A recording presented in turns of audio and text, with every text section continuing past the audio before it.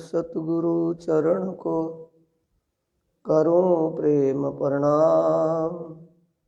अशुभ हरण मंगल करण धनी श्री देवचंद्र जी नाम। श्री प्राणनाथ निज मूलपति श्री मिहिर राज सुनाम।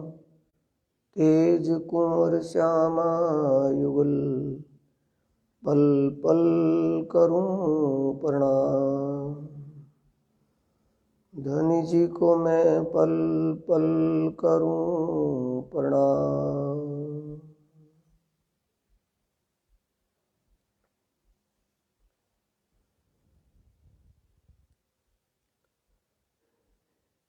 प्राणों की आधार आत्म संबंधी प्यारे श्री सुंदर साथ जी। इसकी आवाज थोड़ी सी बढ़ा दे, बस आवाज बढ़ा दे इसकी। धाम के दूल्हा अक्षरातीत पार ब्रह्म उस प्राणनाथ जी की असीम कृपा और प्यारे हादी सतगुरु महाराज जी की प्रेरणा से आप सब सुंदर साथ सतगुरु महाराज जी के पुण्य स्मृति दिवस के उपलक्ष्य में इस अपनी जागनी शिविर ब्रह्म ज्ञान चर्चा इस शिविर में उपस्थित हुए हैं। ये समय हमारे जीवन का बेशकीमती समय है, क्योंकि संसार की ऐसी स्थिति में बिजी व्यस्त जीवन में जो ये समय मिला है अपने आत्म जागनी और आत्मी आनंद का रसपान करने के लिए, ये बड़ा दुर्लभ है। उनकी कृपा के बिना नहीं मिल सकता और आपका सौभाग्य है कि आप ब्रह्म ज्ञान चर्चा और ध्यान चितवनी में आज 16 दिन हो चुके हैं। 16 दिन से सराबोर हो। ये उस प्रियतम की असीम कृपा है सुंदर साथ जी। बारीकी से ध्यान से विचारेंगे तब आपको एहसास होगा कि हाँ, हमारे कितने जरूरी कामों में से कितने कुछ में से कैसे कैसे उन्होंने हमें खींच करके अपने चरणों में बिठा लिया। ये यहाँ की स्थिति आगे की भी यही होगी। आगे जाकर के आगे पता चलेगा कि कैसे हमें नरक के रास्ते से हटाकर नरकों के कुंडों से निकालकर कैसे हमें अखंड मुक्ति का सुख दिया। इस जीव को महसूस होगा बहिष्ठ में जाने के बाद, जब बहिष्ठ में मुक्ति धाम में चला जाएगा। तो आइए सुंदर साथ जी, सबसे पहले ध्यान आसन में उसी में बैठें जिसमें आप आराम से बैठ सकते हो। बात एक है कि आपकी कमर और गर्दन सीधी रहे, आलस्य न बन जाए बीच में। और सबसे पहले ध्यान कहाँ करना है? हादी सतगुरु महाराज जी का। जिस हादी ने हिदायत की, जिस सतगुरु महाराज जी ने हमें ब्रह्म ज्ञान बख्शा, जिससे हमारे हृदय में अंधकार समाप्त होकर के ज्ञान का प्रकाश हुआ, जिन्होंने परमात्मा की पहचान करवाई, परमात्मा की शरणागत कर दिया, ऐसे हादी सतगुरु का बार बार शुक्र अदा करते हुए उनके चरणों का ध्यान करेंगे। जिन साथियों ने अपने आदि अपने सतगुरु के सानिध्य में रहकर सेवा की है, वो उसी लीला का ध्यान करेंगे। तुरंत तो उस हृदय में चढ़ जाएगी कि जैसे इसका प्रमाण क्या है? बीतक साहेब जब श्री मिहिराज जी हबसे में बंद थे तो हृदय पे बैठे श्री देवचंद्र जी तो अपने सतगुरु का ध्यान कितनी लगनशीलता से कर रहे थे, तो सतगुरु के स्वरूप की तुरंत पहचान हो गई। कभी श्यामा जी, कभी देवचंद्र जी, कभी देवचंद्र जी, कभी श्यामा जी, ये स्वरूप दिखाई देने लगा। तो अपन उन लीलाओं से ही अवगत होकर के ध्यान में बैठेंगे, जैसे उनके सानिध्य में रह करके हम सेवा कर रहे हैं। बोलो श्री प्राणनाथ प्यारे की जय, सद्गुरु महाराज की।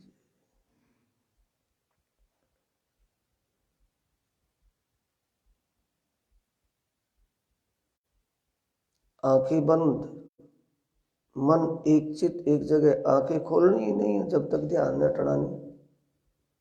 आंखें बंद होंगी तो अपनी स्थिति में आ जाओगे आप, आपका मन एकाग्र होने शुरू हो जाएगा।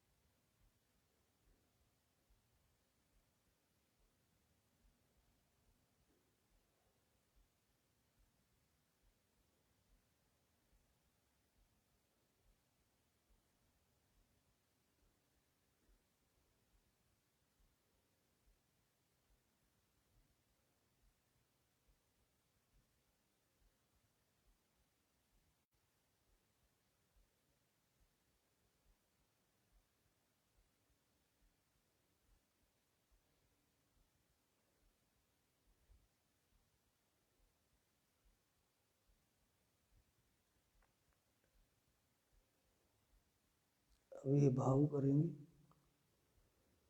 कि आदि सद्गुरु महाराज जी हमारे सन्मुख, हम आमने सामने हैं और प्रार्थना करनी है कि मेरे आदि, मेरे सद्गुरु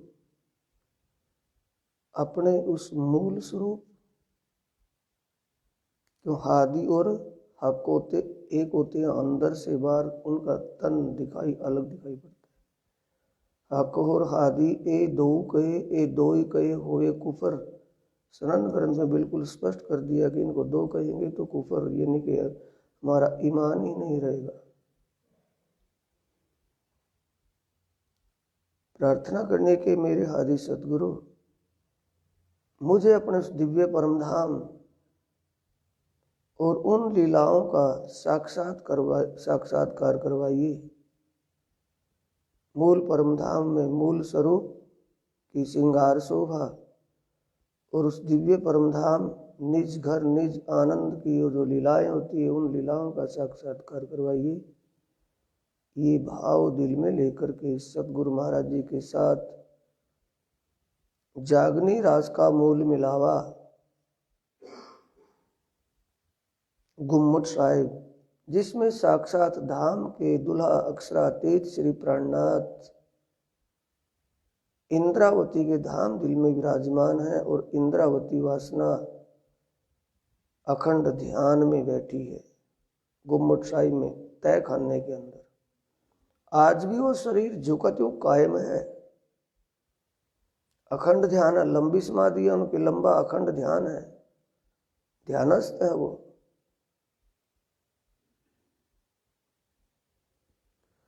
और उस तय खाने के ऊपर आप सब जाते हैं, ओ सिंहासन, स्वर्णिम सिंहासन,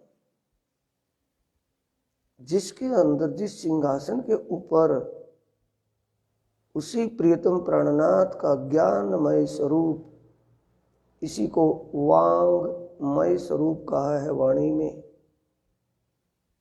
ये ब्रह्मवाणी, उनकी सिरमुखवाणी की श्रृंगार शोभा है। साक्षात धनी का ही स्वरूप है। हक बैठे इन इलम में, कैसी सिंगार शोभा है। सिंहासन के 12 पाए आए हैं, 12 डांडे। पाट घाट जैसी शोभा देख लो, बस बात ये है। पाट घाट जो है वही पाट घाट का ही नमूना ये सिंहासन का है। ऊपर गुम्मट है, उसके ऊपर कलश, और गुम्मट के सामने 2 मोरनी, उनका चित्र बना हुआ है। 12 डांडों पर 12 कलश छत पर ऊपर आए हैं, गुम्मट से नीचे सिंहासन की छत पर, और 2 कलश पीछे और आमने सामने अलग एक्स्ट्रा आए हैं। नीचे सिंहासन के अंदर छत्र, बड़ा छत्र है सोने का, और स्वर्णिम छत्र की जो झालर है नीचे मोतियों की, वो झालर हरे रंग की आई है। हरे रंग की झालर में 3-3 मोती एक एक झालर में आए हैं। झालर एक ही है लेकिन मोती 3-3 मोती करके लटक रहे हैं हरे रंग के। मोतियों के ऊपर कुंडे सफेद आए हैं, इसलिए उनका अलग अलग 3-3 दिखाई दे रहे हैं कुंडों से। नीचे दूसरा छत्र है, छत्र के नीचे की जो झालर आई है वो सफेद मोतियों की आई है। इन छत्रों के नीचे प्रीतम अक्षराती धाम दुला उस राज रसिक का ये वांगमय स्वरूप बागे के अंदर शोभायमान है। बागा लगा हुआ है, अच्छी तरह शोभा श्रृंगार सजी हुई है। वो श्रृंगार शोभा बंगला साहिब में तो ऊपर दिखाई है, या गुम्मट साहिब में इनके सामने पधराई गई है। कलंगी है, दुगदुगी कलंगी, और पाक का तुरा, कंठ में पहनने वाली कंठसरी, मोतियों के हार, कानों में पहनने वाले कर्णफूल, यहाँ श्रृंगार शोभा में सामने पधराए हुए हैं। इसी में सिंहासन पर, सिंहासन के 3 स्टेप नीचे उतर करके 3 पैड़ियां सी नीचे आकर धाम धनी की पादुका, इन्हीं के सोने की जड़ी हुई स्वर्णिम खड़ाऊं रखी है। ये प्रियतम धाम धनी की गुम्मट साहिब की इस शोभा का ध्यान करके ये दिल में लेना है, हे मेरे प्रियतम प्राणनाथ, कृपा कीजिए कृपालु, मेहर कीजिए मेहर के सागर, मुझे अपने मूल स्वरूप और अपने दिव्य परम धाम निज घर की निज आनंद लीलाओं का साक्षात दर्शन करवाइए, साक्षात्कार करवाइए। मेरी सुरता को उसमें लगा दीजिए कृपालु। मेरी सुरता इस संसार के दुखमयी इस वेग में भटक रही है, इससे हटाकर अपने चरणों में लगाइए, कृपा कीजिए। ये प्रार्थना करनी है आदि और हक के चरणों में। अब हादी और हक के चरणों में प्रार्थना ये दिल में भाव लिया तो हादी हमारे साथ जोश स्वरूप में साक्षात लेकर के हमें उस देव परम धाम की तरफ जा रही है। जोश स्वरूप का मतलब जो उन्होंने ज्ञान बख्शा है, वो ज्ञान हमारे हृदय में प्रकाशित हुआ है। उस ज्ञान के प्रकाश से अपनी सूरता को हम हद के ब्रह्मांड से ऊपर ले जा रहे हैं। तो सूरता कहाँ ले जानी? ऊपर आसमान नक्षत्र जिसमें सूर्य चंद्रमा और तारे तारागण घूम रहे हैं। इस आकाश से परे परम आकाश महाआकाश जिसमें ऐसे सूर्य यहाँ एक है, एक चंद्रमा, एक सूर्य और तारेगण, वहाँ अनेक चंद्रमा, अनेक सूर्य, अनेक तारे हैं। इस महाआकाश परम आकाश से आगे देवलोक, स्वर्गलोक, देवताओं के देवराज इंद्र भगवान अपने स्वर्गलोक में सिंहासन पर विराजमान है। वहाँ उनकी अप्सराएं, स्वर्ग की परियां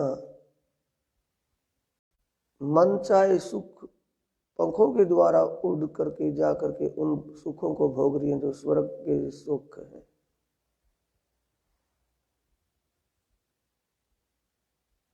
स्वर्ग से परे सतलोक, जिसमें तीनों भगवान अपने तीनों पुरियों में, अपने अपने पुरियों में सिंहासन पर अपनी शक्तियों के साथ, भगवान शिव पार्वती जी के साथ, भगवान विष्णु लक्ष्मी जी के साथ, ब्रह्मा जी अपनी ब्रह्माणी के साथ अपने अपने पुरियों में विराजमान। ये अवलोकन इनका करते हुए, देखते हुए सुरता आगे लेकर के चले शून्य में। शून्य में 5 शक्तियां वास्तविक, अनवरचनी, उन्मनी, तुच्छा और शिव कल्याणी। जब आपको प्रोजेक्टर के द्वारा नक्शे पर समझाया जाता तब ध्यान दिया करो इन बातों पर। ये ऐसा क्यों किया जा रहा है कि जब तक हमारी सुरता परम धाम में पहुंचे तब तक हमारा मन दुनिया के सारे सिस्टम से निकल करके वहाँ एकाग्र हो जाए। अब धीरे धीरे निकलते निकलते, क्यों सीढ़ी लगी हुई है सामने, सीढ़ी पर चढ़ रहे हैं, रास्ते पर चल रहे हैं। अब जब सुरता दाएं बाएं जाए तो प्राणनाथ जी कह रहे हैं स्वयं वाणी में, फेर फेर सूरत साधिए धनी चरित्र सुख चैन। सूरत साधनी है, अगर निशाना दाएं बाएं हट जाए तो फिर वहीं लगाएं। हमारी सूरता किसी कारण से दाएं बाएं हो जाए तो फिर अपने उसी रास्ते पर ला करके खड़ा करें उसको। ये अभ्यास रोज करना है। अब उन्मनी शक्ति के आगे बढ़े नारायण भगवान। अक्षर ब्रह्म के मन अव्याकृत का स्वप्निक रूप है ये नारायण भगवान चतुर्भुज स्वरूप। स्वप्न मन से खड़ा होता है, मन का स्वप्निक स्वरूप है, स्वप्न स्वरूप है। मन रूपी अंडे से प्रकट होने का मतलब है मन का स्वप्निक स्वरूप। अंडा सा दिखाया है ना, वो अंडा नहीं है, अंडे में से इंसान नहीं बनता, अंडा है वो मन, मन रूप प्रकट हुआ है वहां। अक्षर ब्रह्म का मन अव्याकृत वहां स्वप्निक रूप में नारायण का रूप धारण किया है और कह रहा है एक ओम बहुत श्याम प्रजायाम, एक ओम बहुत हो जाऊं। इच्छा में डूब गया, इच्छा रूपी सागर में बैठा है, तृष्णाओं के सागर में खोया हुआ है। ये निराकार है।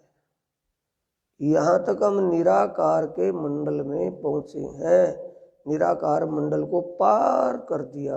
निराकार के पार अब बेहद मंडल अखंड योग माया है, ब्रह्म का धाम, ब्रह्म लीला, ब्रह्म क्रीड़ा है। इसी लीला इस धाम में जीवों के लिए अखंड सुख है, सुख ही सुख है।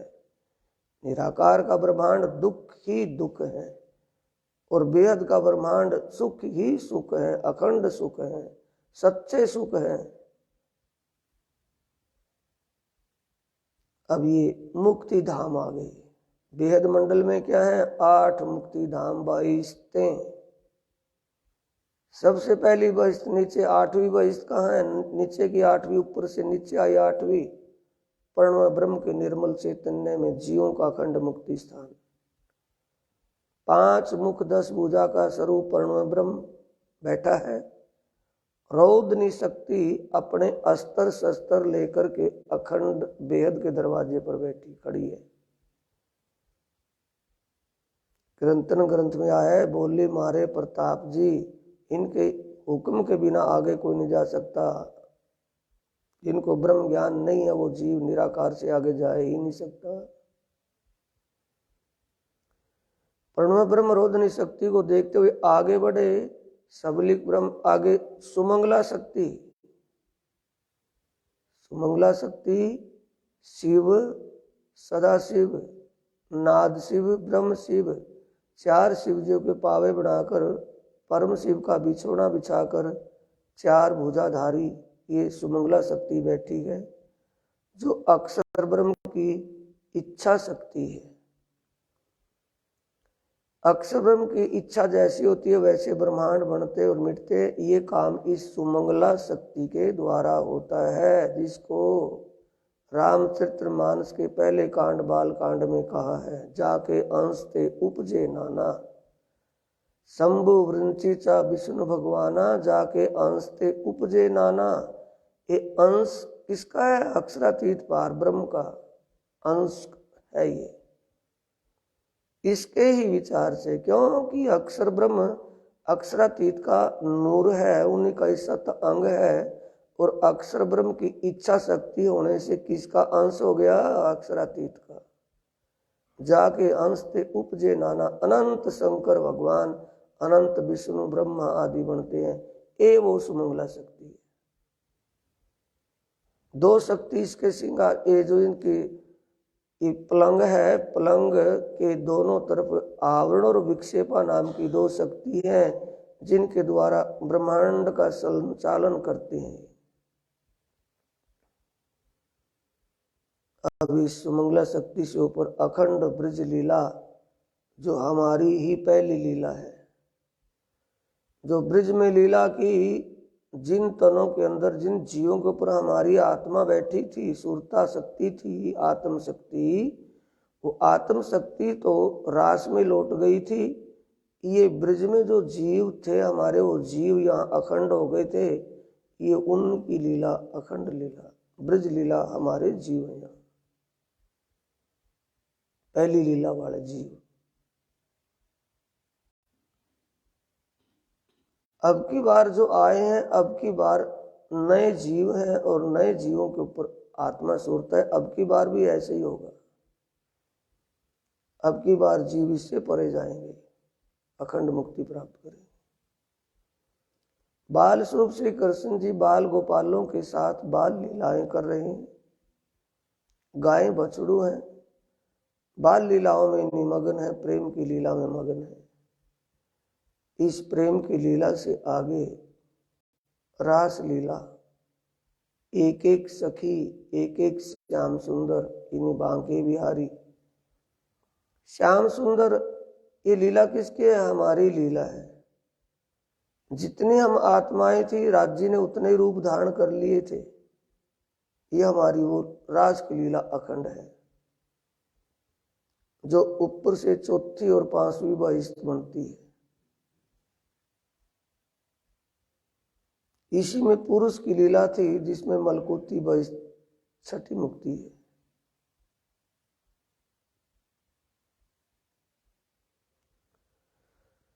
अब इसके ऊपर सबलिक ब्रह्म और उनकी योग माया सबलिक ब्रह्म धाम में सिंहासन के ऊपर विराजमान है। सखियां दोनों तरफ सिंहासन के चंवर ढुला रही हैं खड़ी हुई। ये सबलिक ब्रह्म और इनकी योग माया का अवलोकन करते हुए, देखते निहारते हुए आगे सुरता लगाएं तो आगे जैसे परम धाम में अक्षर ब्रह्म के रंग महल और अक्षरातीत के रंग महल के दोनों के बीच में जमुना जी बह रही है, पुखराज पहाड़ से निकलकर हौज को सरताल में समा रही है, जिसके ऊपर 2 पुल 7 घाट 7 बन आए हैं।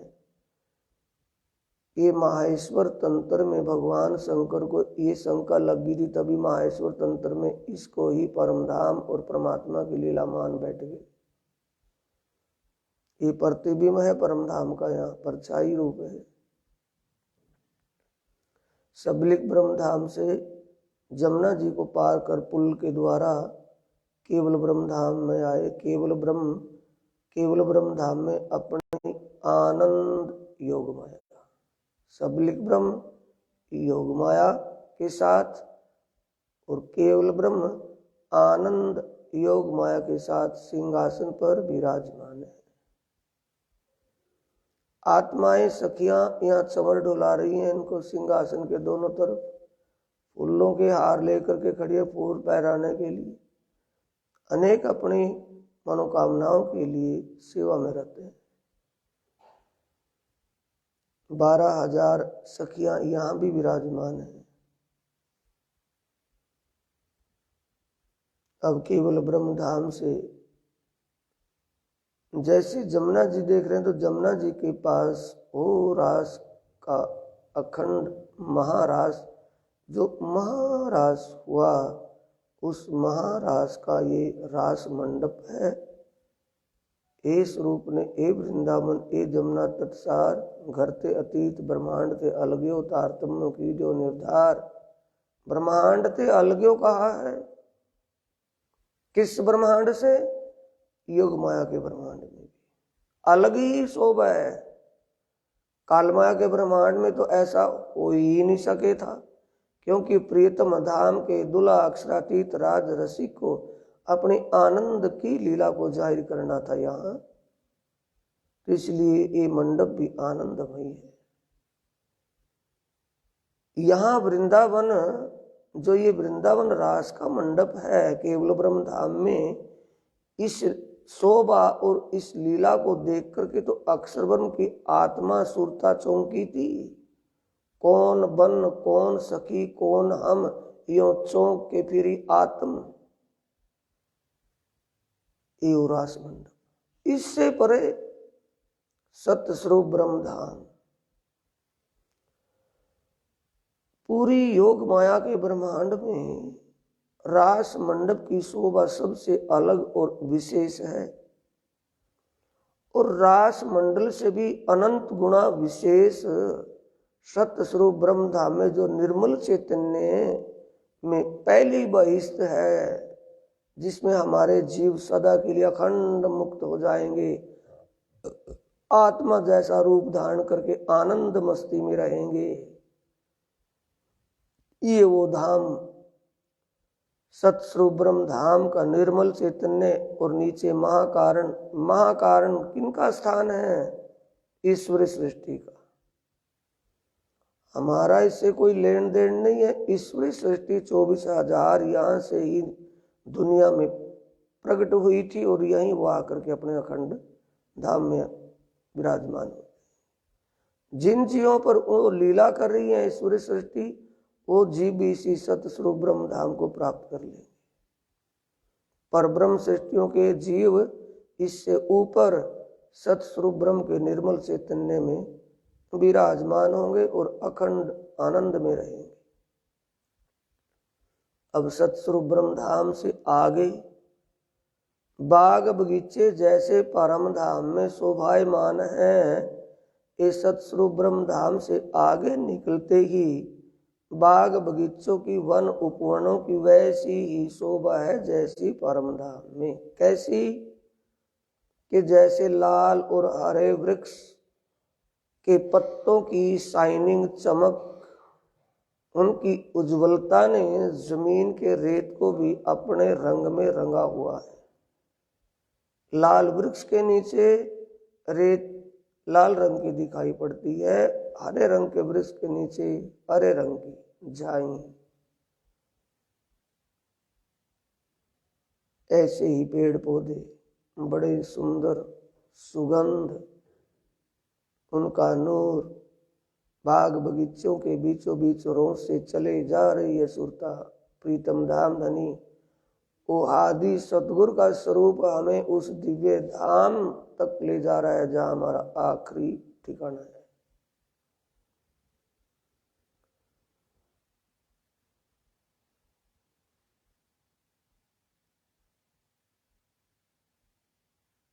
अब किसी का मत है कि सतगुरु महाराज सतस्वरूप से आगे नहीं जा सकते। क्यों? श्यामा जी है कौन? आदि है कौन? हक का ही हृदय स्वरूप है। वो हक के अंग संग क्यों नहीं रह सकती? उन्हीं के ज्ञान के प्रकाश से ही तो हम इस अखंड तक जा रहे हैं। तो अब इससे आगे बढ़े तो सामने दिव्य परम धाम चमचमा रहा है। जैसे इंद्रधनुष की तरंगे निकलती हैं, वैसे ही इस बड़ी रांग में से अलग अलग सागरों की हवेलियों का, एक एक सागर की हवेलियों का, महाहवेलियों का रंग अलग अलग आने से अनेक रंगों की तरंगें आसमान को छू रही हैं।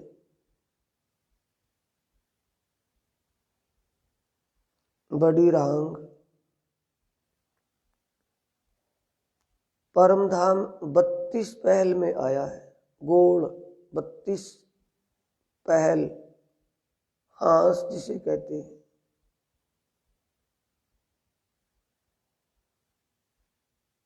जैसे अपना ये झंडे का चबूतरा है, ये ऊपर गुम्मट साहिब है, 8 पहल में है। यहाँ भी 8 पहल में ये चबूतरा, तो वो 32 पहल है परमधाम की। 32 पहलों में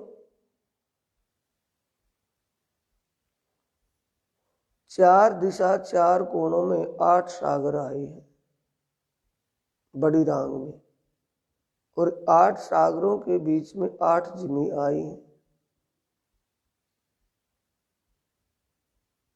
तो सामने पूर्व दिशा में सर्वरस सागर की शोभा आई है। सर्वरस सागर की हवेलियां सभी रंगों की आई है, सब रंग समाहित है इन हवेलियों में। एक भौम ऊंचे चबूतरे पर सीढ़ियों के द्वारा चढ़े, तिरपोलिये से होते हुए बड़े गलियारे, 2 हवेलियों के बीच में एक बड़ी गली है। 2 महाहवेलियों के बीच में तिरपोलिया आया है। तिरपोलिया का मतलब 3 गली, बीच में पिलर आए हैं, इससे बट गए तो 3 गलियों जैसा बहुत बड़ी गली, एक गलियारा अंदर जाने के लिए। बाहर से इन महाहवेलियों को देख रहे हैं, जैसे शहरों में ऊंचे ऊंचे फ्लैट होते हैं, ऐसी ऊंची ऊंची हवेलियां हैं। हर हवेली, बड़ी हवेली के बाहर एक महाहवेली में 12,000 हवेलियों की 12,000 हारें आई हैं। 12,000 हवेलियों के दरवाजे, 12,000 दरवाजे, उन दरवाजों के नीचे सामने 12,000 बगीचे आए। 12,000 एक तरफ, 12,000 एक तरफ, 12,000 एक तरफ, 12,000 चारों दिशाओं में 48,000 बगीचे आए हैं। और कोणों की हवेलियां जो आई हैं, उनके सामने रेत के मैदान आए हैं। रेत के मैदानों में वैसी लीला होती है जैसी पश्चिमी की चौगान में बड़े बड़े पशुओं पर, जानवरों पर बैठ करके आत्माएं सैर करती हैं। अपनी पीठ पर बैठा करके वो सवारी करवाते हैं, दौड़ते भागते खरीदते। इन बगीचों के बिल्कुल बीच में सागर लहरा रहा है। सागर के बीच में, बिल्कुल बीच में, तीसरे हिस्से में सागर के 2 हिस्से बाहर पानी है, एक हिस्से बीच में। पानी के अंदर टापुओं पर टापू महल आए हैं। टापू महलों की ऊंचाई भी इन महाहवेलियों के समान ऊंची आई है। आत्माएं 8 दिन शुक्ल पक्ष में इन सागरों में लीला करने के लिए, यहाँ के आनंद विलास का आनंद लेने के लिए आती है। अब सागर और महाहवेलियों से आगे छोटी रांग की महाहवेली, दूसरी परिक्रमा बाहर से। छोटी रांग की महाहवेली की शोभा 4 बड़ी नहरें, 4 बड़ी नहर 4 दिशाओं में आने से बीच में चौक बन गया एक बहुत बड़ा। उस चौक के बिल्कुल बीच में एक भौम ऊंचे चबूतरे पर एक महा हवेली, बड़ी हवेली आई है जिसमें 12,000 हवेलियों की 12,000 कतारें आई है। बड़ी हवेली है, देखने में 5 भौम ऊंची है, लेकिन एक एक भौम में 12,000 भौमें समाई।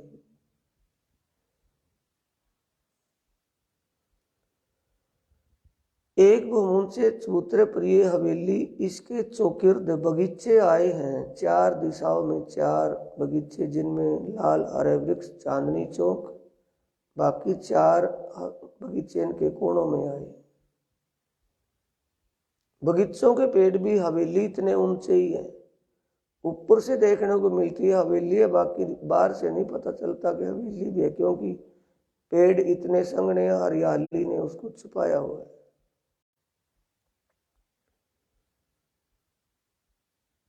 यहाँ आत्माएं नवमी के दिन आती हैं शुक्ल पक्ष में, छोटी राम की 4 हार हवेली। पहले इन बड़ी बड़ी नहरों में, नहर कैसी है, 12,000 कोस की चौड़ी, 12,000 कोस की लंबी, 12,000 कोस की चौड़ाई में 4 लाख कोस में तो पानी बहता है बीच में, और 4 लाख कोस की दोनों 4-4 लाख कोस की 2 पटड़ी। उस पटड़ी में भी पाल पटड़ी, उसके बीच में भी 4 लाइन की तरह डिवाइडर है, डिवाइडर पर फूलों की फुलवारियां हैं, जल की तरफ जलरोस, जल का रास्ता, और वन की तरफ वनरोस। पहाड़ पर भी फूलों की फुलवारियों में से महक महका रही है। आत्माएं जब यहाँ आती हैं तो पहले नहरों में जल क्रीड़ाएं करती हैं, फिर इस छोटी राम की माँ हवेली, इसके बाहर बगीचों में घूमती हैं, पशुओं से बातचीत होती है, सेवा स्वागत करते हैं पशु पक्षी। फिर इस माँ हवेली में अंदर घूमते हुए ऊपर जाते हैं छत पर, शाम के वक्त मेवा, फल, मिठाइयाँ आदि आरोप करके आत्माएं रास की लीला का आनंद लेती है। नवरंगबाई 7:30 बजे से रात के 9 बजे तक रास की लीला करती है। फिर सभी रंग अपने रंग महल के रंग प्रवाली मंदिर में विश्राम के लिए चले जाते हैं। वन की मोहलातों के आगे महावन आए हैं। महावन छोटी राम की हवेलियों से आगे वन की मोहलातें आई हैं। वन की मोहलातों की भी आकृति, उनकी भी स्थिति, उनका भी आकृति बनावट ऐसी है। वन की मोहलात का मतलब 4 बड़ी नहरें चारों दिशाओं में, वही 1200 कोस की चौड़ी बह रही हैं, प्रवाहित हो रही हैं। 4 कोनों में पानी के 6 बच्चे 4 आए हैं, जिनमें से फुहारे चल रहे हैं, 5-5 ऊपर फुहारे।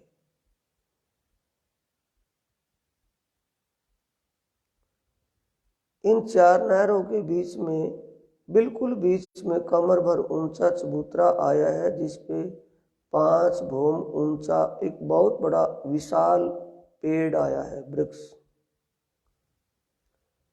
ये 5 भौम में माणिक पहाड़ की तरह, जो आपको बताया था, एक हवेली में 12,000 महल, एक महल में 12,000 मंदिर, एक मंदिर में 12,000 कोठड़ियाँ।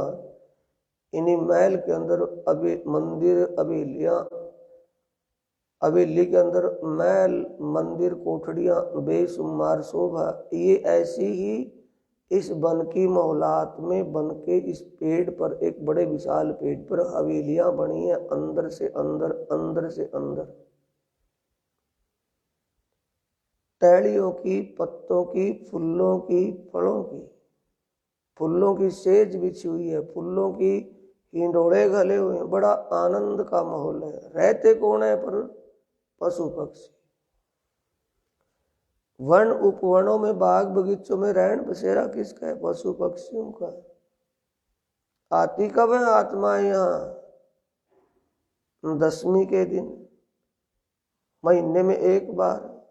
तो पशु पक्षी जो इंतजार में बैठे होते हैं वो आत्मा का सेवा स्वागत खूब करते हैं। आत्माएं सबसे पहले ये वन की मोहलात के चौक में जो बाहर बड़ी नहरें आई हैं, इन नहरों में पहले जल क्रीड़ाएं करती हैं। जैसे जमुना जी में एक दूसरे पर जल बखेरना, डुबकी लगाना, दूसरा उसका पकड़ने के लिए दौड़ना नीचे नीचे, ये लीलाएं होती है। फिर इससे आगे जो बगीचे आए हैं बड़े पेड़ के चौक से पहले, चबूतरे से पहले, उन बगीचों में रहने वाले पशु पक्षियों से मिलती हैं।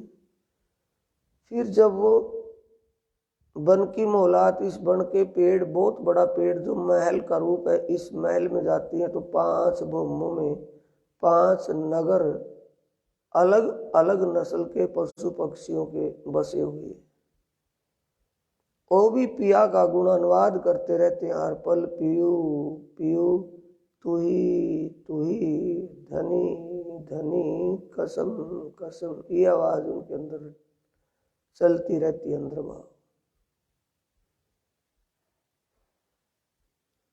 सब आत्माओं को देख करके खुश होते हैं, आत्माओं को फल आदि खुआते हैं, सेवा भाव करते हैं।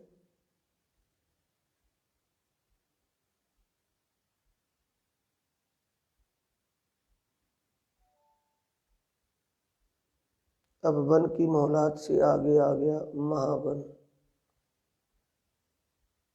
महावन,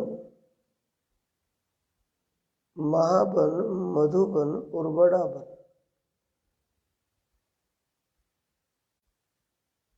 वन की मोहलात क्या आते हैं? महावन, विस्तारित पेड़ है उनसे। महावनों से आगे मधुवन, उससे कम ऊंचे हैं।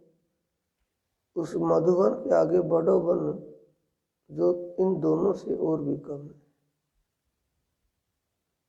इन महावनों के ही आद में माणिक पहाड़ की शोभा आई है। कैसी शोभा है?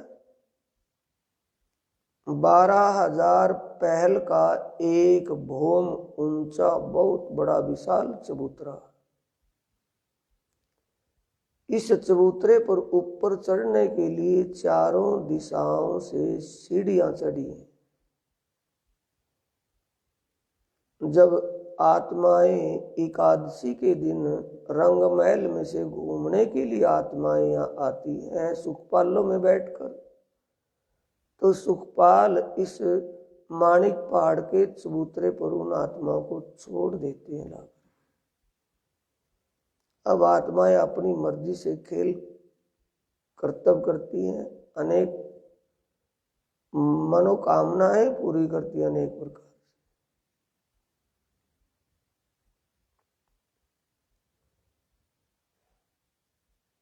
इस चबूतरे पर रोज की जगह छोड़कर ये चारों दिशाओं में जो सीढ़ियां उतरी हैं, ये चारों दिशाओं की सीढ़ियों से रास्ता सीधा महानद तक गया है। बाहर महानद है जो इसके माणिक पहाड़ के बाहर। चबूतरे के ऊपर रोज घूमने फिरने का रास्ते की जगह छोड़ करके एक मंदिर मोटी दीवार आई है, जिसमें 12,000 पहलों में छोटे दरवाजे आए हैं और 12,000 पहलों के ज्वाइंट में 12,000 गुरुज आए हैं। और चारों दिशाओं के 4 बड़े दरवाजों के ऊपर 4 दरवाजे, 4 दरवाजों के दोनों तरफ चबूतरे दरवाजा। इन चबूतरों के ऊपर झरोखे बनते चले गए हैं 12,000 भूम ऊपर तक।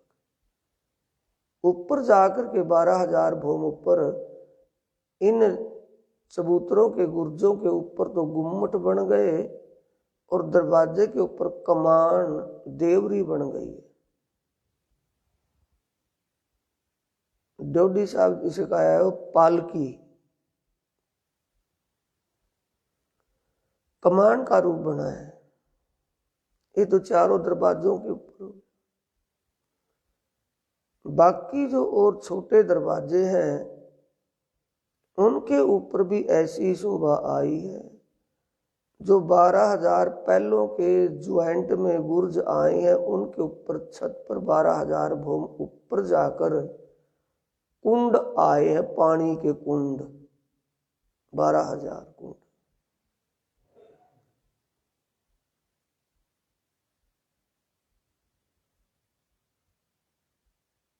इस एक मंदिर मोटी दीवार के अंदर जाएंगे तो गोल और चौरस हवेलियों की 12,000 हवेलियों की 12,000 हारे आई है। एक चौरस हवेली, फिर उसके बाद गोल हवेली, फिर चौरस हवेली, फिर गोल हवेली, ऐसे करके एक कतार ने 12,000 कतारें आई हैं 12,000 हवेलियों की। चौरस हवेली की शोभा ऐसी है जैसी माणिक महल किसकी बनी है। बाहर चौरस हवेली के बाहर एक मंदिर मोटी दीवार वैसी ऊंची है, उसके अंदर 12,000 महल आए हैं चारों तरफ घेर करके। उनके आगे 12,000 थंब आए हैं, यानी कि बरामदा टाइप में। उनके आगे 12,000 बगीचे आए हैं जिनके चार तरफों नहरें और कोनों में फुहारे चल रहे हैं। उनके आगे एक कमर भर ऊंचा चबूतरा आया है जिसके किनार पर थंब और थंब की मेहराबों में हिंडोले झूल रहे हैं। इस चबूतरे पर फिर बगीचे आए हैं। बगीचों के चारों फुलवारी के बीच फूलों के बगीचे हैं और बगीचों के चारों तरफ नहरें और कुंडों में पानी के फव्वारे चल रहे हैं।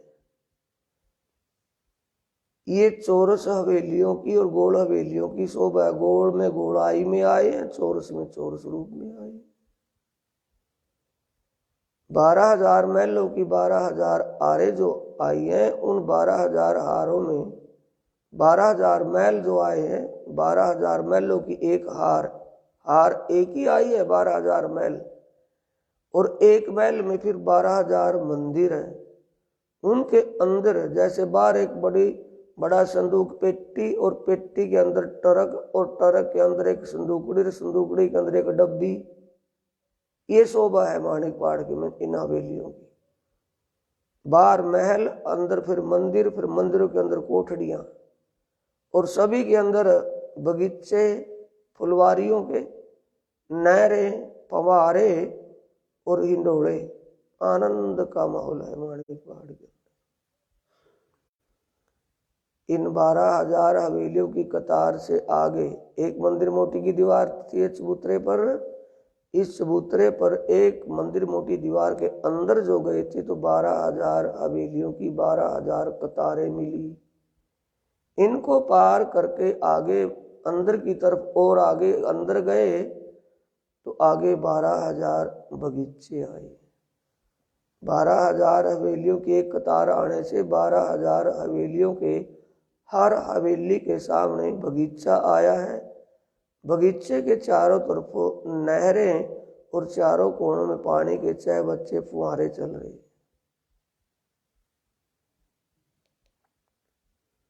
ये 12,000 बगीचे से आगे एक भौम ऊंचे चबूतरे पर 12,000 माणिक महल, लाल रंग के महल बहुत ही सुंदर आए, जिनमें अंदर की तरफ एक एक दरवाजा और विंडो दोनों तरफ और बाहर की तरफ दो दो दरवाजे और एक एक विंडो बीच में। ये शोभा है माणिक महल। ये माणिक महल भी 12,000 भौम ऊपर तक चले गए, 11,980 भौम ऊपर तक। आगे फिर इनकी छत एक हो जाती है, इसलिए 12,020 भौम एक हो जाती है, जिससे मानना ही पड़ेगा 12,000 भौम तक। माणिक का मतलब लाल सुर्ख, कितनी क्वालिटी वेस्ट। जैसे दीवारों में से अभी अभी ताजगी से एक उज्ज्वलता पेश हो रही है, यानी अभी अभी इन पर पानी छिड़कर के तर बतर किया हो, ऐसी चमक शाइनिंग अपने आप चमक रही है। जैसे किसी भी पत्थर की या किसी भी संगमरमर की चीज को धोएंगे उसमें एक क्वालिटी अच्छी एक शाइनिंग होती है, ये इन माणिक महलों में। इन एक भौम ऊंचे चबूतरे पर माणिक महलों के आगे अंदर की तरफ एक भौम नीचे फिर 12,000 बगीचे आए हैं। 12,000 बगीचों के आगे अंदर की तरफ एक भौम ऊंचा चबूतरा आया है। एक भौम ऊंचे चबूतरे से भौमभर की सीढ़ियां नीचे उतरी, चारों दिशाओं में पैड़ियां। इस भौम ऊंचे चबूतरे की किनार पर 12,000 थंब आए हैं, जिनकी मेहराबों में 12,000 हिंडोले बिलंद बड़े हिंडोले झूल रहे हैं। इन थंबों के आगे बैठक आई है, गिलम बिछी हुई है, सिंहासन और कुर्सियां लगी हुई है। इस बैठक की जगह से आगे फिर फूलों की फुलवारी के बगीचे आए हैं, जिनके चारों तरफ नहरें और पानी कुंडों में से पानी के फुहारे चल रहे हैं। इन बगीचों के बिल्कुल बीच में, इन फूलों की फुलवारी के बगीचों के बीच में, बिल्कुल बीच में एक बहुत मोटा पानी का पाइप शोभायमान हो रहा है, जो 12,020 बोम ऊपर, 12,000 बोम तो माणिक पहाड़ की छत पर वो ताल और ताल के बीच में 20 भौम ऊंचा और ऊपर टापू महल के रूप में ये पानी का पाइप ही गया है।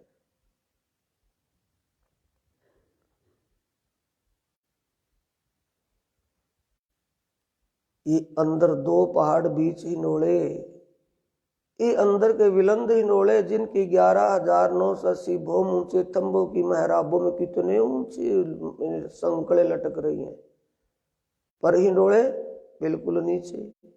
एक एक हिंडोले में सिंहासन लगा हुआ है और सिंहासन पर युगल स्वरूप धाम के दूल्हा अक्षरातीत सिराज जी महाराज अपनी श्यामा जी महारानी के साथ बैठते हैं और सारे पूरे हिंडोले में आत्मा बैठती है। 12,000 आत्मा एक ही हिंडोले में झूल लेती है। और कितने झूले हैं? 12,000 झूले हैं हिंडोले। ये माणिक पहाड़, माणिक के अंदर की शोभा। अब चलिए सुंदर साथ जी, इस माणिक पहाड़ के छत चांदनी की शोभा कैसी है उसका आनंद ले। ये माणिक महल, माणिक पहाड़ के बाहर एक मंदिर मोटी जो दीवार आई है 12,000 भौम ऊंची, इस दीवार के ऊपर कमर भर ऊंचा चबूतरा बना है। छत पे जो छत है माणिक पहाड़ की, उस छत से एक कमर भर ऊंचा चबूतरा बना है, जिसमें जो 12,000 पैल इस माणिक पहाड़ के जो 12,000 आंस का जो चबूतरा है, इस 12,000 हांस के चबूतरे के जो हांस आपस में मिलते हैं, पहल आपस में मिलते हैं, वहां से गुरुज गया है ऊपर इस दीवार के साथ लगता लगता, उस गुरुज के ऊपर कुंड बना हुआ है, जिसमें माणिक पहाड़ की छत के बिल्कुल बीच में जो नीचे से पानी का पाइप गया था, वो पानी का पाइप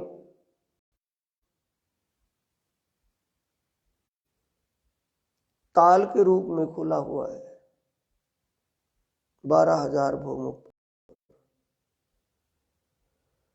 और उस ताल के बीच में से 20 भौम ऊंचाई का टापू महल शोभायमान है, और नीचे वाले पाइप का पानी ऊपर टापू महल तक गया है। टापू महल की छत पर जाकर उसने कुंड का रूप धारण किया हुआ है। उस कुंड के चारों तरफों फुलवारी, फूलों की फुलवारी, और फूलों की फुलवारी के चारों तरफों नहरें और कोनों में पानी के फुहारे, बड़ी सुगंध और शीतलता का माहौल बना हुआ है। और इसके बाहर बगीचों के पीछे किनार तक इस टापू महल पर गिलम बिछी हुई है, सिंहासन कुर्सियां लगी हुई है। यह छत के ऊपर इस ताल के टापू महल, माणिक पहाड़ कितना 12 भवन ऊंचा, उसके बीच में जो ताल के बीच में जो नीचे माणिक महल थे, उनके ऊपर तो ये दहलान बनी हुई है। माणिक महलों के आगे जो बगीचे थे उनमें ताल बना हुआ है। जो बीच में ताल बगीचे तो ताल बना हुआ है, पानी का पानी है।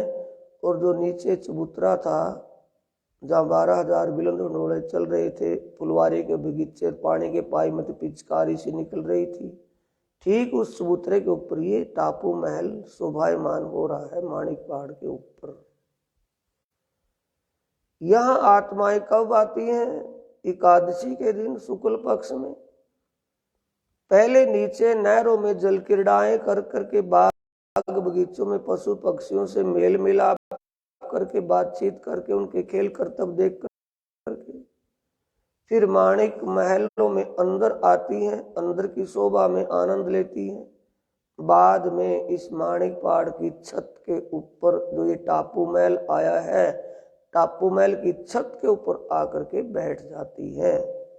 फल, मेवा, मिठाइयाँ आदि भोग प्रसाद आरोप करके फिर रास की लीला होती है। 7:30 बजे से 9 बजे तक, 6 से 7:30 बजे तक भोजन लीला होती है।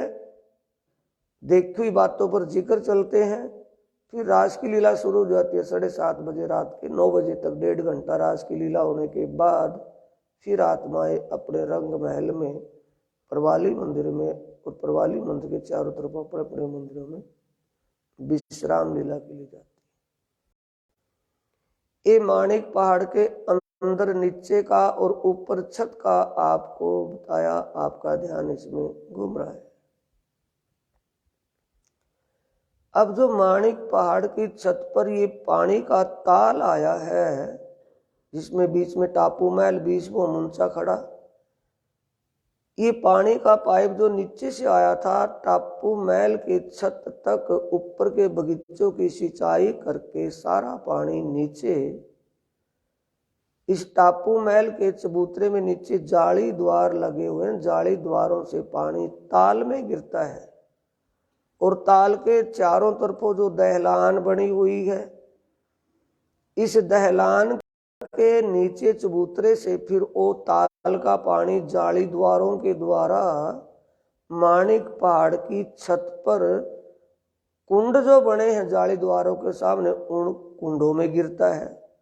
और कुंडों से पानी नहरों के रूप में बह करके माणिक पहाड़ के बाहर जो 12,000 गुर्ज आए हैं, उन गुर्जों के ऊपर जो कुंड बने हुए हैं, उन कुंडों में जाता है।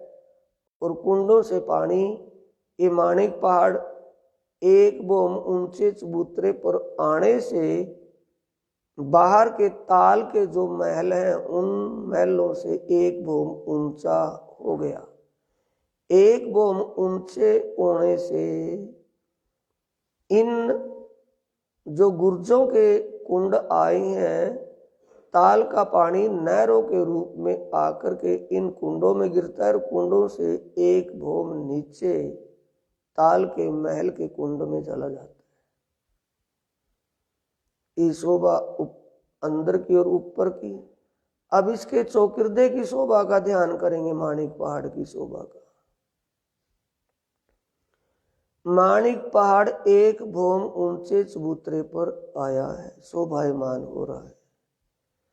इसके एक भोम नीचे जो नीचे रोस आई है,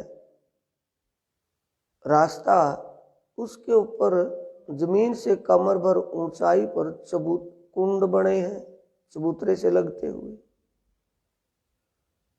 इस माणिक पहाड़ के इस चबूतरे में से पानी गुप्त रूप से इन कुंडों में जाली द्वारों से गिरता है और कुंडों में से पानी 12,000 नहरों के रूप में 12,000 गुर्जाए है ना, 12,000 गुर्जों के सामने 12,000 कुंड हैं पानी के। वो अंदर चबूतरे में से गुप्त रूप से पानी इन गुर्जों के सामने जो कुंड आए हैं इन कुंडों में आता है और कुंडों से कमर भर नीचे फिर एक नहर में गिरता है और नहर जाकर के 12,000 गुर्जों में से पानी 12,000 गुर्जों के सामने के कुंडों में 12,000 कुंडों में से पानी 12,000 नहरों के द्वारा चारों तरफ से महानद में जाकर के गिरता है। अब जो ये नहर निकली है 12,000 नहरें निकली हैं, इनमें आगे आड़ी नहरें आई हैं। ये जो गुर्जों में तो निकली हैं ये तो खड़ी नहरें हैं। आड़ी नहरें कहते जो आगे को घूम जाए। तो 12,000 नहरों के ऊपर को नहर और निकली है जो सबको आपस में जोड़ देती है, आड़ी नहर। फिर उसके अगर दूसरी आड़ी नहर, फिर आड़ी नहर, ऐसे नहर सामने गई एक उसके आगे को घूम गई। जहां वो आपस में मिलते हैं वहां जल का चैबच्चा या जल कुंड कहें उसको, वो बना है। उस जलकुंड के ऊपर, जलकुंड तो नीचे आ गया, उस जलकुंड के ऊपर 5 भौम का महल सुंदर चमचमा रहा है। 5 भौम के ऊपर छठी चांदनी छत से चारों कोणों पर महल 12,000 भौम ऊंचाई तक बनते चले गए।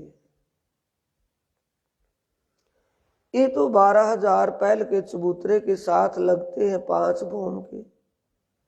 जो महानद आया है, महानद की तरफ ये महल चैबच्चों के ऊपर के जन कुंडों के ऊपर के महल महानद के साथ लगते हुए एक भौम नीचे पिछला कुंड, एक भौम कुंड का महल एक भौम ऊंचा, दूसरी हार का आड़ी खड़ी नहर दूसरी हार का 2 भौम ऊंचा, तीसरी का 3 भौम ऊंचा, चौथी का 4 भौम ऊंचा और 5वीं से और आखिरी तक 5 भौम ऊंचे ये मोहलात आई हैं, तालों की मोहल।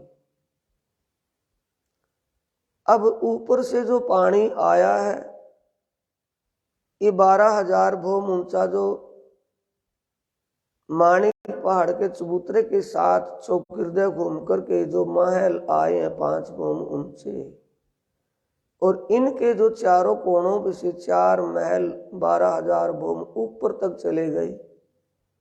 इनकी मेहराबों में 4 मेहराब बनती हैं, 4 महलों के बीच 4 मेहराबों में 4 विलंद बड़े हिंडोले लटक रहे हैं। हिंडोले में बीच में सिंहासन और चारों तरफों गिलम और कुर्सियां बिछी हुई हैं, जिसमें आत्माएं प्रियतम अपने अक्षरातीत धाम धनी राज रसिक के साथ एक साथ बैठ करके आत्मीय आनंद विलास करते।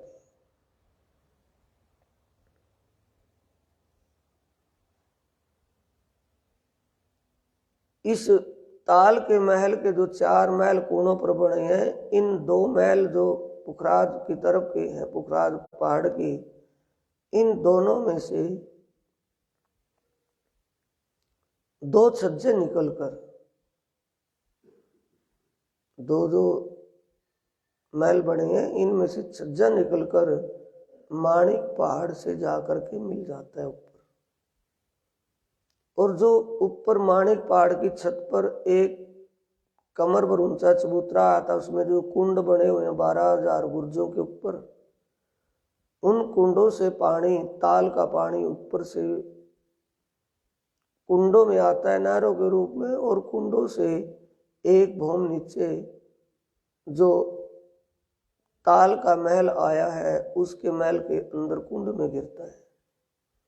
फिर उसके आगे एक भौम नीचा महल, फिर एक भौम नीचा महल, एक एक भौम नीचे गिरते गिरते गिरते पानी 12,000 नहर ऊपर से उतरी है माणिक पहाड़ के ऊपर से।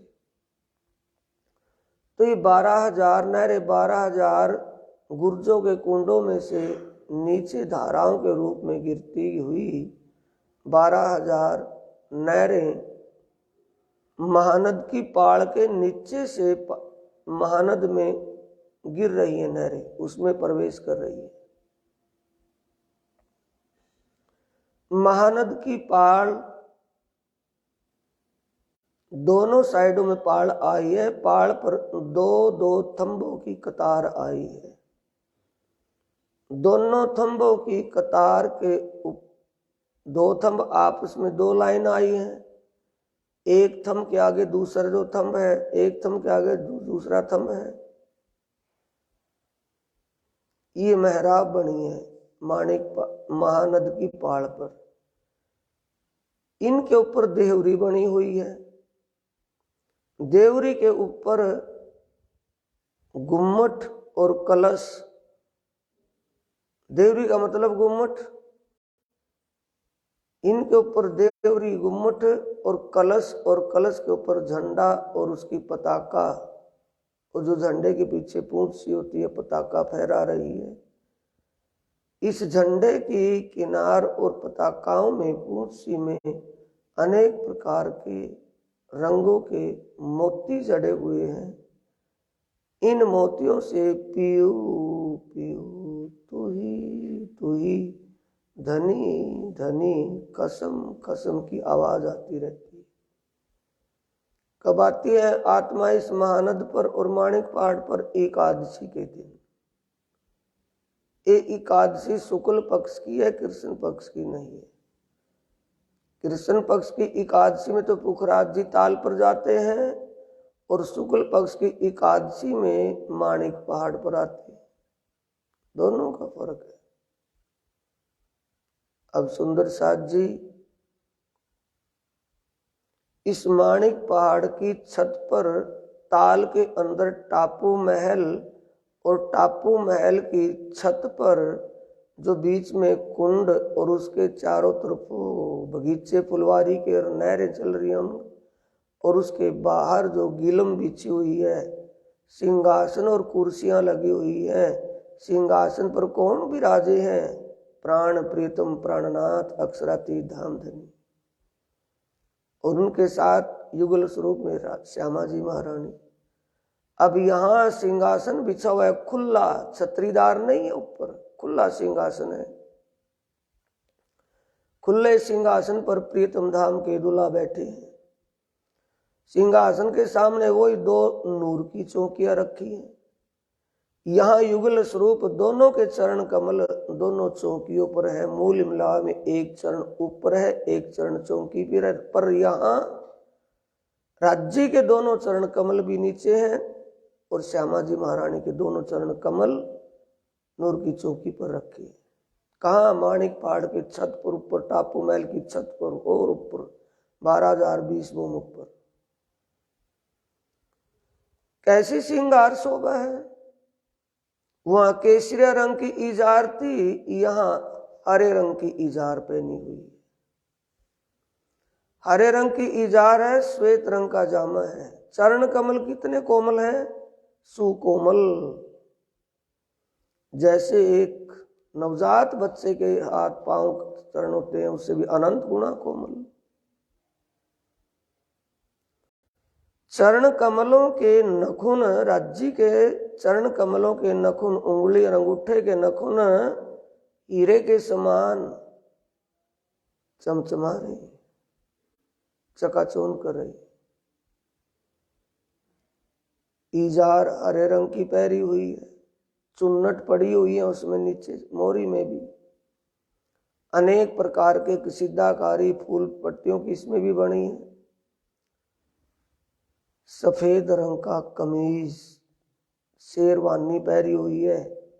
एक तो कमीज हो गया ऊपर कमर तक तगड़ी तक आता है, एक शेरवानी नीचे घुटने तक आते, घुटने से नीचे वो शेरवानी है जामा। जामे का रंग सफेद है, बॉर्डर पर पल्ले पर गोल गोल पल्ला गोल है, गोलाई में है। शेरवानी गोलाई में होती है, गोलाई में है। उसके किनार पर बहुत सुंदर कसीदाकारी निकली हुई है, अनेक रंग के मोती जड़े हुए हैं। और कमीज में फूल बूटियां पीले रंग के धागे से यानी सोने के जैसी लगती। प्रियतम धामधनी के कंठ में फूल डिजाइन बना हुआ है, फूल बेलियों का, ऐसा लगता है जैसे हार पहना हुआ है। बगलों में कंधों में खवों में केवड़े के फूल के समान बेल का डिजाइन बना हुआ है, बहुत सुंदर। प्रियतम राज रसिक धामधनी प्राणनाथ जी के कंधों पर पीछे गुद्दी के पीछे कंधे पर कोतकी पान के जैसा डिजाइन कसीदाकारी में बना है, पान के पत्ते जैसा।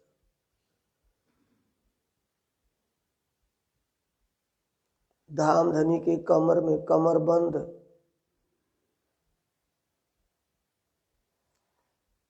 वहां कमरबंद तोतियाई रंग का है,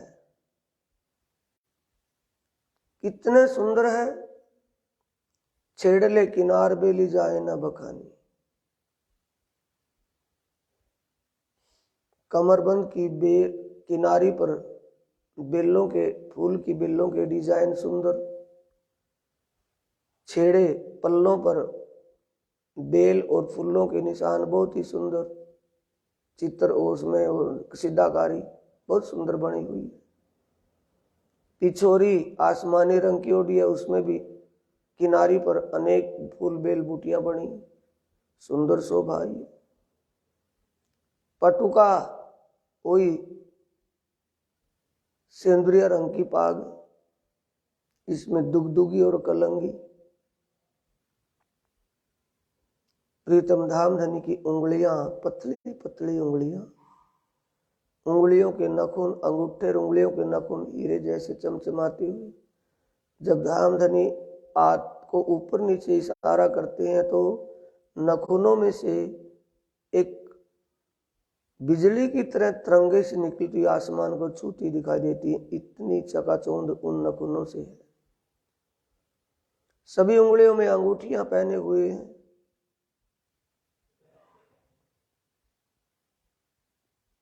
आगे पंजे के ऊपर कड़ा और पौंची कलाई में पहरे हुए,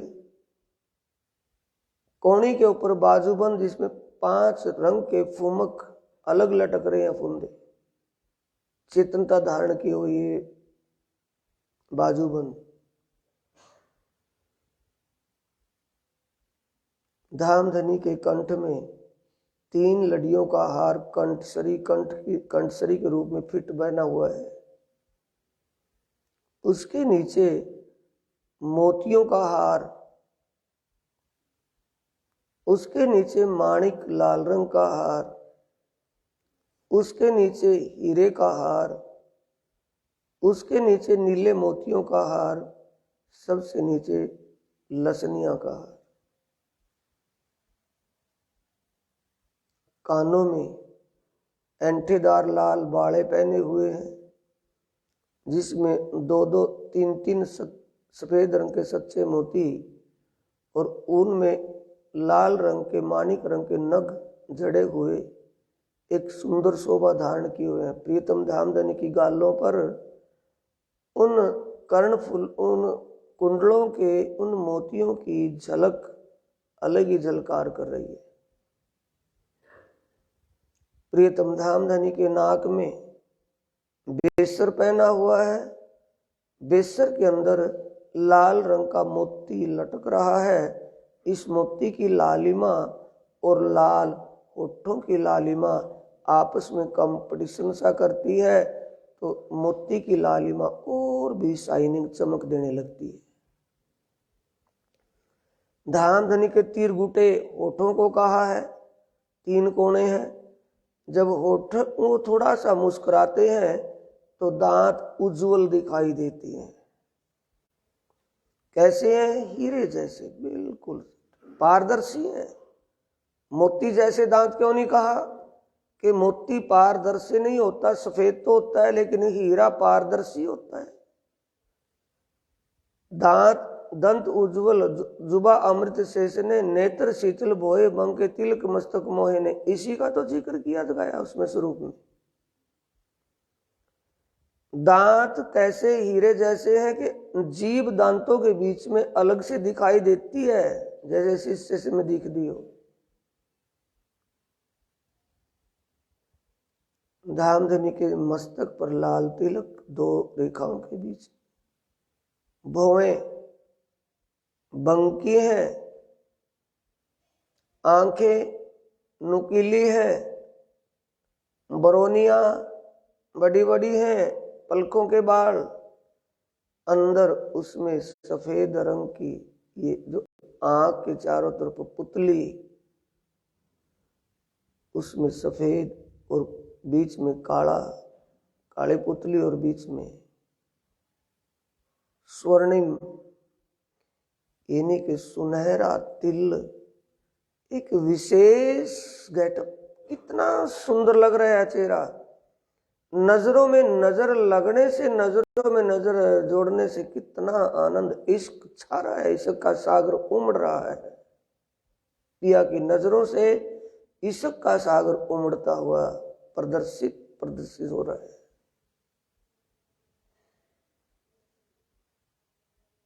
रू नैनो हक दीदार कर, रू मुख हक सो बोल, रू कानो हक बात सुन, ए पटरू का खोल। ये चुपाई यहां सिद्ध हो रही है।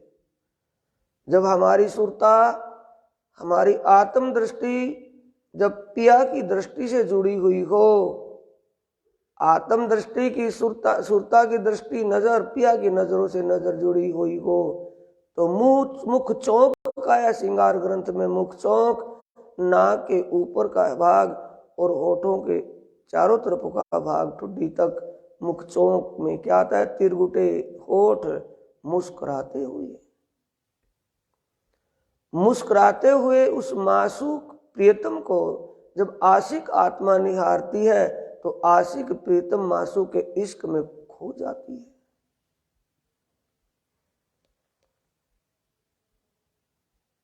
ये आशिक और मासूक की बातें इशारे में हो रही हैं, जुबान की खोलने की आवश्यकता नहीं है।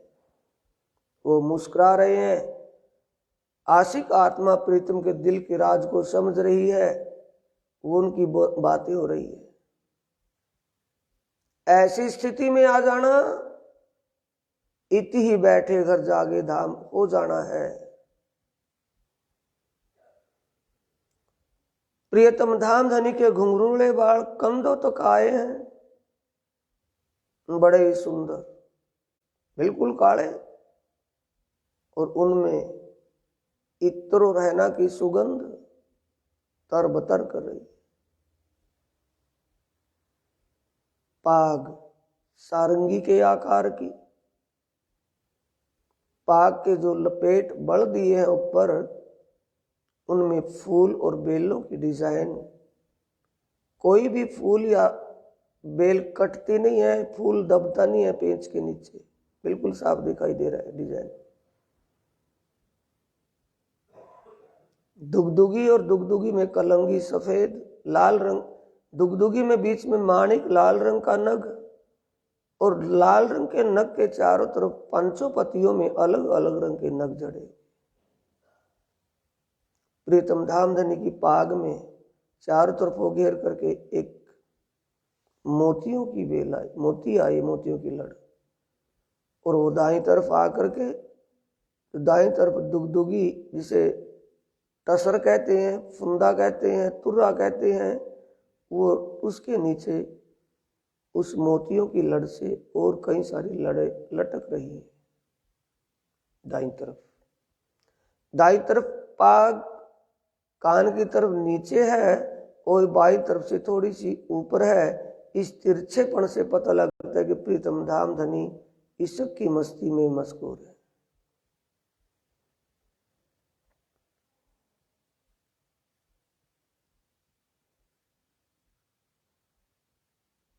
धाम धनी की ये श्रृंगार शोभा, इसके लिए फिर वाणी कह रही है परिक्रमा प्रकरण 4 की चौपाई, फेर फेर स्वरूप जो निरखिए, फेर फेर स्वरूप जो निरखिए, वस्त्र भूषण श्रृंगार, फेर फेर मिलावा मूल का, फेर फेर करो मनुहार। ये प्रियतम के आभूषण और वस्त्र और उनके सौंदर्य की शोभा में ही ध्यान लगाना, यही तो ध्यान है। फेर फेर का मतलब अगर इस समय हम वहां ध्यान लगा रहे हैं और किसी कारण से हमारा ध्यान वहां से हटकर कहीं और जा रहा हो, वहां से रोकिए, बार बार प्रयास कीजिए रोकने का, वहीं पर लगाइए जहां लगा रहे हैं। ये करत करत अभ्यास होत जड़ मति सुजान, आवत जावत रस्सी के सिल पर पड़े निशान। हमारे हृदय में वो शोभा बस ही जाएगी जब हम रोज करेंगे। ये चिंता मत करें कि धाम के धनी हमें दीदार या दर्शन कब देंगे, साक्षात्कार कब कराएंगे। जब हम ऐसी स्थिति में चले जाएंगे तो साक्षात्कार अति एक संभव हो जाएगा, आसान हो जाएगा, अति सरल हो जाएगा। पर ये हम रोज करना, छोड़ना नहीं है। अब राज्य के साथ बैठी श्यामा जी महारानी,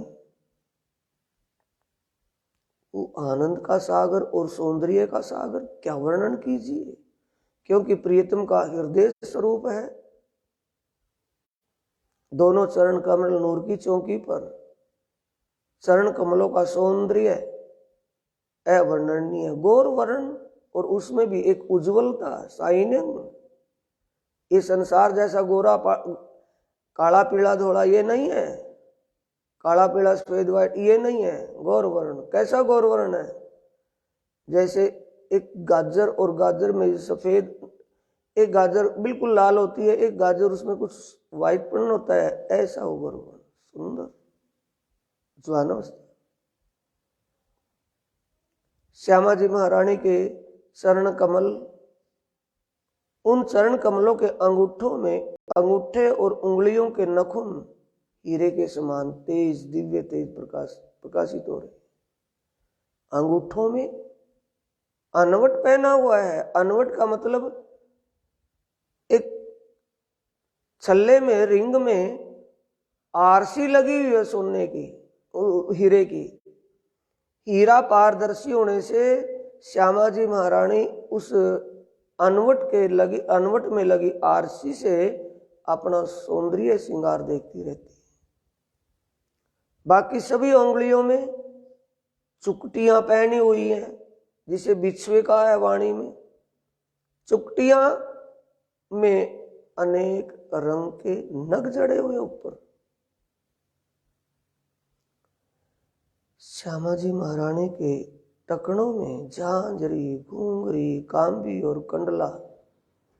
झांझरी का मतलब कम घुंघरू, घुंघरी का मतलब एक रिंग में घुंघरू ही घुंघरू, और कांबी का मतलब पजेब, और कंडले का मतलब ऊपर एक कड़ुल्ली, कड़ा रिंग के रूप में। हरे रंग का लहंगा, लहंगे में अनेक प्रकार की कसीदाकारी फूल बेलियों की, फूलों की बेल और फूलों की। नीचे लटकते हुए किनारे पर बॉर्डर बना हुआ बहुत सुंदर,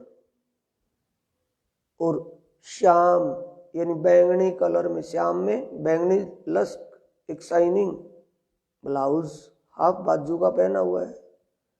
हाफ बाजुओं में वहां भी डिजाइन कसीदाकारी की हुई है, कोणी तक। गले में भी कसीदाकारी की है ब्लाउज के अंदर। साड़ी सेंदुरिया रंग की, साड़ी में अनेक प्रकार के फूल बेल बूटियों के कसीदाकारी डिजाइन बने। साड़ी का जो पल्ला नीचे आया है, कितना सुंदर डिजाइन, कितना उसमें कसीदाकारी भरपूर भराई की है।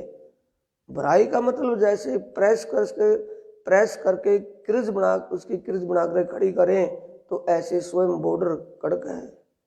यानी कि उसमें एक अपना लुक, अपना गेटअप है।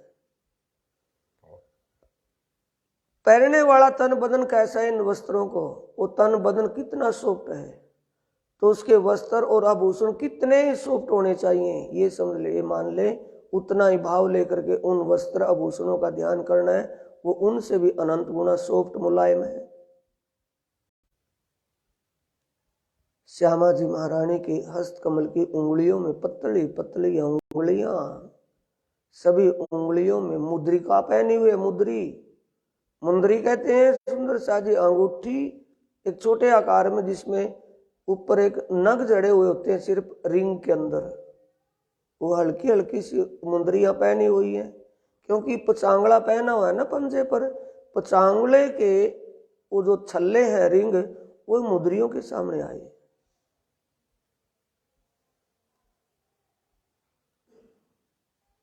आगे मुद्री है, पीछे पचांगड़े का छल्ला है। पचांगड़े में अनेक रंग के नग पंजे के ऊपर, पोंछे के ऊपर सुंदर शोभायमान हो रहे। उसके आगे नौ घड़ी में कंगनों में 9 घड़ी के 2 कंगनियां आई हैं दोनों तरफ, उनमें अनेक रंग के नग शोभायमान हो रहे। इसके आगे 9 रंग का चूड़, 9 रतन, अलग रूप अलग रंग के 9 रतन अपनी झलकार कर रहे। 9 रंग के 9 चूड़ के आगे कंगन, जिसके अंदर छोटे छोटे घुंघरू अंदर लगे, जिसमें उसकी झनकार पूरे परमधाम को गुंजायमान कर देती। श्यामा जी महारानी के कंठ में 5 लड़ियों का हार, चीड़ का हार जिसे कंठसरी कहा है। उसके आगे चंपकली का हार, चंपकली के हार में एक पेंडल छाती के ऊपर आया है, दूसरा पेंडल नीचे तक गया है, पेडू तक। चंपकली के हार के सामने हीरे का हार, उसके आगे माणिक, उसके नीचे लसनिया का हार, उसके नीचे मोतियों का हार, पानड़ी के पान के पत्ते जैसा आभूषण, और उसके झाबे नीचे जो झालर लटक रही है घुंघरों की, अनेक रंगों के घुंघरू। श्यामा जी की गालों पर इन पानड़ी के झाबो झुब जो झालर लटक रही है, इनकी शाइनिंग गालों पर पड़ती है, गौर वर्ण की गालें। श्यामा जी महारानी के मस्तक पर बिंदी टीका लटक रहा है, नाक में बेसर और बेसर में सफेद मोती, और होठों की लालिमा, सफेद मोती को लाल लाल दिख रहा है। सफेद मोती कैसे लगता है जैसे होठों की लालिमा चुरा रहा हो, वो स्वयं भी लाल दिखाई दे रहा है। नाक में नथ पहनी हुई है जिसकी चैन मांग पट्टी तक गई है। मांग में सिंदूर ऐसा लगता है हमेशा ही लगा रहता है। मांग पट्टियों पर मोतियों की लड़े हैं, और जहां मांग आई है, जहां तक केस बाल आए हैं, उनके आगे स्वर्ण पट्टिका बंधी हुई है। स्वर्ण पट्टिका में मांग के बिल्कुल सीध में पानड़ी का आभूषण जड़ा हुआ है, जो पान का वो पानड़ी मांग के सामने आई है। राखड़ी सिर के ऊपर शोभायमान हो रही है। श्यामा जी का साड़ी का पल्ला शीश कमल के ऊपर से होता हुआ बीच में जो कमर में कमर बंद, जिसे हम अपनी भाषा में तगड़ी कहते हैं, वो तगड़ी पहनी हुई है, उसके नीचे दबा हुआ है पल्ला। ऊपर सिर के ऊपर को आकर के साइड में आकर के उसके नीचे दबा हुआ है। तगड़ी की झालरें, मोतियों की झालर पेडू तक नीचे तक लटक रही है, उसमें साइडों में बहुत सुंदर शोभा। श्यामा जी के चरण कमल के ऊपर से इस साड़ी का बॉर्डर बनकर के पेडू तक गया है, बहुत ही सुंदर लग रहा है। अलग लाल साड़ी में उसकी गेटअप अलग बनी हुई है, अच्छा लग रहा है।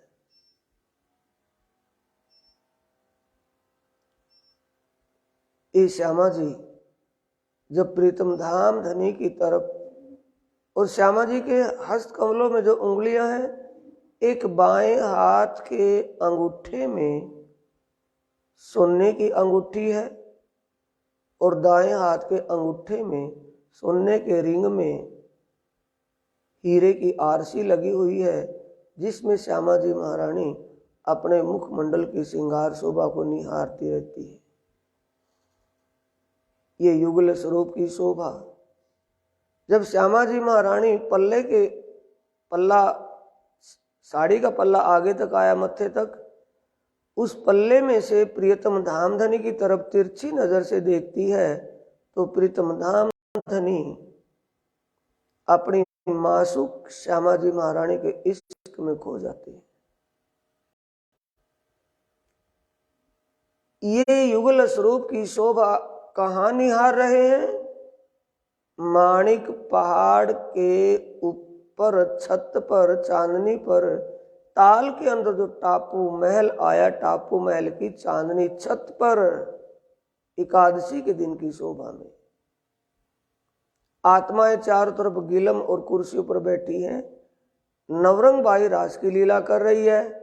ये रास की लीला के बाद 9 बजे अपने रंग प्रवाली मंदिर रंग महल में चले जाते। इस माणिक पहाड़ की शोभा का ध्यान चिंतन किया। अब अपने सुरता को वापिस लेकर के चलिए। महावनों में थे, महावनों में माणिक पहाड़ पर थे। माणिक पहाड़ महावनों से वन की मोहलातों को देखते हुए, वन की मोहलातों को देख करके छोटी रांग की 4 हार हवेलियों की शोभा को देखते हुए, फिर उसके आगे बड़ी रांग में सागर और जिमियों की शोभा को देखते हुए, सागर में सागर के बीच में टापू महल, टापू पर टापू महलों की शोभा, सागर, सागर के बाहर बगीचों की शोभा, बगीचों में बैठे पशु पक्षियों की बातचीत की बात, जल के सागर के जल रोंस पर बैठे जल के जीवों की बात, ये शोभा, ये लीला दिल दिमाग में हृदय में हृदयांगम करके अब सुंदर साथ जी बड़ी रांग से बाहर आइए दहलान के द्वारा। सामने वही बाग बगीचे आगे बेहद मंडल यानी कि सतस्वरूप ब्रह्म धाम की तरफ चले आ रहे हैं। सतस्वरूप ब्रह्म धाम में आए तो सतस्वरूप अपने स्वामी जी के साथ सिंहासन पर विराजमान है। जागने के बाद जब आत्माएं वापिस लौटेंगी तो इस सिंहासन पर कौन, जहां सतस्वरूप बैठा है, यहाँ श्री महाराज ठाकुर का जीव उस रूप में विराजमान होगा, उस शोभा में, और श्यामा जी महारानी का जीव वहाँ स्वामिनी के स्वरूप में विराजमान होगा। क्योंकि जीवों को अखंड ठिकाना कहाँ मिलेगा? सतस्वरूप ब्रह्म धाम में। आत्मसुरता कहाँ लौट जाएगी? अपने दिव्य परम धाम पर आत्म के स्वरूप में। अब इससे महाकारण में जहाँ जबरील और असराफिल का ठिकाना है, ये सतस्वरूप के महाकारण में है। ईश्वरी सृष्टि के और उनके जीवों का ठिकाना इस सतस्वरूप ब्रह्म धाम के महाकारण में। अब आइए केवल ब्रह्म धाम में। केवल ब्रह्म धाम अपनी आनंद योग माया के साथ अपने केवल ब्रह्म धाम में सिंहासन पर विराजमान है। सखियां चंवर ढुला रही हैं, फूलों के हार लेकर के खड़ी हैं पहनाने के लिए। 12,000 सखियां चरणों में बैठी हैं। ये केवल ब्रह्मधाम से आगे बढ़े, जमुना जी की शोभा को देखते निहारते, पुलों की शोभा को देखते निहारते सबलिक ब्रह्मधाम में, सबलिक ब्रह्मधाम में सबलिक ब्रह्म अपनी योग माया के साथ सिंहासन पर विराजमान है। सखियां चंवर डुला रही हैं सिंहासन के दोनों तरफ खड़ी होकर।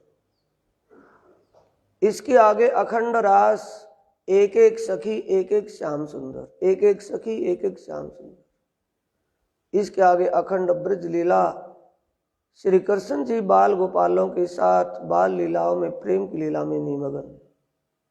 इसके आगे ओ सुमंगला शक्ति, जो चार शिव, शिव सदाशिव, शिव सदाशिव, नाद शिव, ब्रह्म शिव, चार शिवजियों के पावे और एक शिव की पाटी बिछोना बिछा करके परम शिव का ऊपर बैठी है सुमंगला शक्ति, जिसके विचारने से ब्रह्मांड बनते मिटते हैं।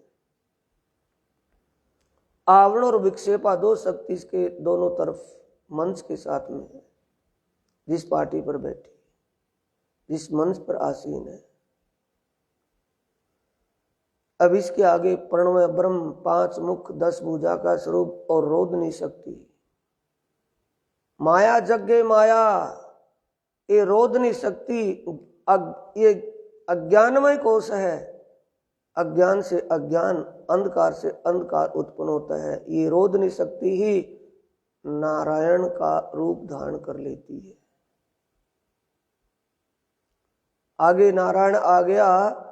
नारायण भगवान मन रूपी अंडे से प्रकट हुए हैं। अक्षर ब्रह्म के मन का स्वप्निक स्वरूप है और इच्छाओं रूपी सागर में खोया हुआ है। संकल्प करा एक होम बहुत श्याम प्रजायाम, एक हूं बहुत हो जाऊं, यही तो मोह जल तृष्णा इच्छा का जल है। बिना नीर समुद्र गहरा जल नहीं इसमें एक रति, भरा अथा अथा ना पावे कहीं डूब मरे यति और सती। कौन सा है जल? इच्छाओं का जल, तृष्णाओं का जल। अब नारायण भगवान से आगे आए उन्मनी शक्ति, वास्तविक अनवर्चनी उन्मनी तुच्छा और शिव कल्याणी, ये शून्य में बैठी है। शून्य से नीचे आए सतलोक, जिसमें तीनों भगवान शंकर और पार्वती, भगवान विष्णु और लक्ष्मी जी, ब्रह्मा और ब्रह्माणी अपने अपने पुरियों में विराजमान है। उसके नीचे देवताओं के देवराज इंद्र भगवान स्वर्ग में अपने सिंहासन पर विराजमान है। स्वर्ग के जीव वहां सुख भोग रहे हैं, स्वर्ग की परियां वहां का सुख भोग रही है। स्वर्ग से आगे फिर उस परम आकाश जहां अनंत सूर्य, अनंत चंद्रमा, अनंत तारागण विचरण कर रहे हैं, उसके नीचे फिर ये अंतरिक्ष जिसमें एक ही सूर्य, एक ही चंद्रमा और ये तारे दिखाई दे रहे हैं। इस अंतरिक्ष आसमान से नीचे फिर उसी दरगाह मुकद्दस मुक्ति धाम और प्रियतम प्राणनाथ का मूल ठिकाना, जो इस भूलोक में उन्होंने सिलेक्ट किया था परम धाम से, दरगाह मुकद्दस गुम्मट साहिब। और गुम्मट साहिब में प्रियतम धाम धनी की वही शोभा को निहारते हुए जो उनका वांगमय स्वरूप, ये ज्ञानमय स्वरूप सिंहासन के ऊपर शोभायमान है। और नीचे तय खाने में स्वयं महामती जी के धाम दिल में युगल स्वरूप विराजमान है और महामती जी उनके अखंड ध्यान में विराजमान है। सतगुरु महाराज हमारे हादी, हमारे सतगुरु हमारे सामने सन्मुख यहाँ है। इसी शोभा में उनके स्वरूप, उनकी शोभा, उनको अपने दिल में लेते हुए और अंतर आत्मा से उनके चरणों में प्रणाम करें। उनके चरणों में प्रणाम करके, प्रार्थना करके ही आगे बढ़े थे और उनके चरणों में प्रणाम करते हुए फिर प्रार्थना करें, हे मेरे हादी सतगुरु कृपा कीजिए, कृपा के सागर। हे मेरे प्राणनाथ प्रियतम कृपा कीजिए, मेहर के सागर मेहर कीजिए। मुझे अपनी लीलाओं का ही निज आनंद का अनुभव करवाते रहिए। मेरी सुरता को अपने चरणों में ही बनाए रखिए, ये कृपा करना। बोलो श्री प्राणनाथ प्यारे की, श्री सद्गुरु महाराज की।